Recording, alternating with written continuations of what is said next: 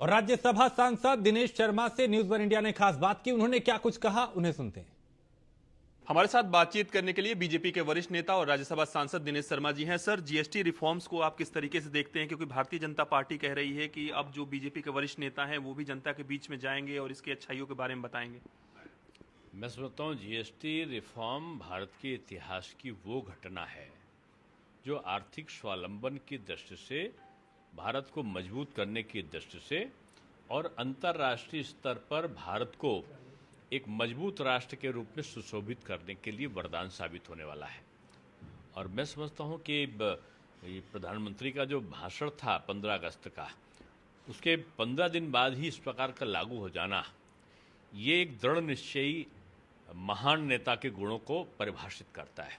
जैसा कि आज ट्रंप ने कहा है मोदी महान है, तो मोदी महान है केवल बयान के कारण नहीं है, कृत्यों के कारण है, अपनी दृढ़ता के कारण है, अपनी राष्ट्रभक्ति के कारण है, अपने जनता के प्रति जवाबदेही के कारण है, अपने परिश्रम के कारण है, अपने राष्ट्र के चिंतन के मनोभाव से पूरित होकर वो 24 घंटे जो राष्ट्र को दे रहे हैं, वही आज भारत को भी महान बना रहा है।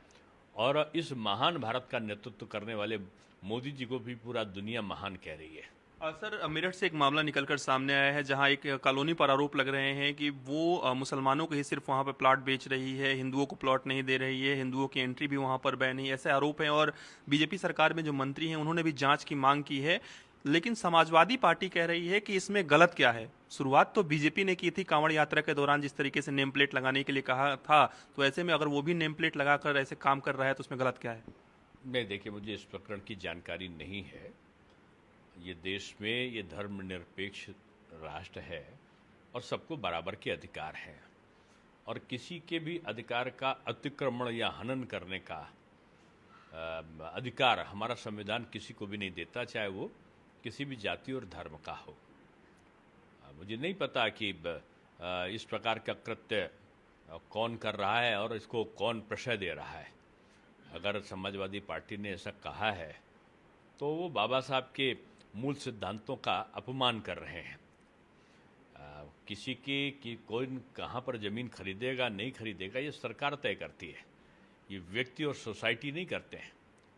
तो मैं ये कह सकता हूँ कि मुझे इसकी घटना की जानकारी नहीं है, लेकिन कहीं ऐसा अगर कोई निर्णय किसी के द्वारा लिया गया है तो वो ना तो नियम संगत है और ना ही वो प्रशंसनीय है, वो निंदा के पात्र है। धन्यवाद। हमारे साथ बातचीत कर रहे थे राज्यसभा सांसद दिनेश शर्मा जी। वीडियो न्यूज़ के साथ मैं पीयूष तिवारी, नई दिल्ली।